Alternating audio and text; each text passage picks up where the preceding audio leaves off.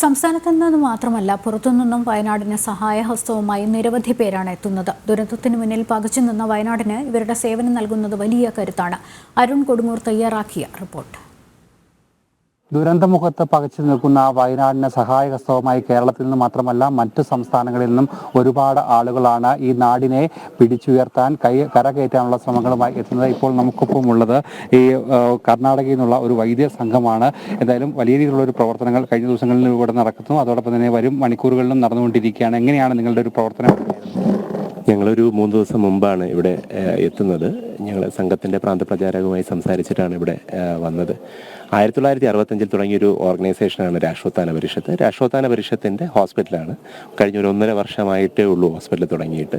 ഞങ്ങൾ തുടങ്ങിയ കാലം മുതൽ തന്നെ ദേശീയ ദുരന്തം ഏതുണ്ടായാലും അവിടേക്ക് ഉപയോഗിക്കാൻ പറ്റുന്ന രീതിയിൽ ഒരു വെഹിക്കിൾ അറേഞ്ച് ചെയ്തിട്ടുണ്ട്.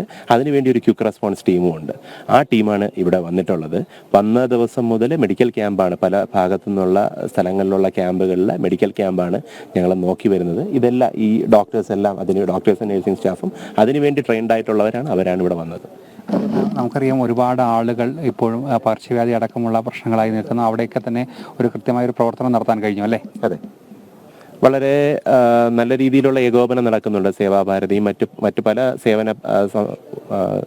സേവന മേഖലയുമായി ബന്ധപ്പെട്ട് നിൽക്കുന്ന സംഘടനകൾ ഇവിടെ ഉണ്ട്. എല്ലാവരുമായി സംയോജിപ്പിച്ച് വളരെ നല്ല രീതിയിൽ കാര്യങ്ങൾ ഇപ്പോൾ ഇവിടെ മുന്നോട്ട് പോകുന്നുണ്ട്. തീർച്ചയായും അതുതന്നെയാണ്. എല്ലാ തരത്തിലും വയനാടിനെ കൈപിടിച്ചുയർത്താനുള്ള എല്ലാ നടപടികളും സ്വീകരിച്ചു വരികയാണ്. മനസ്സിൽ നന്മ കാത്തു സൂക്ഷിക്കുന്നവരൊക്കെ തന്നെ ഓരോ നിമിഷവും ഈ വയനാട്ടിലേക്ക് എത്തുകയാണ്. അതിജീവനം എന്നുള്ള ഒരു വലിയ ആശയവുമായി മുന്നോട്ട് പോവുകയും ചെയ്യുകയാണ്.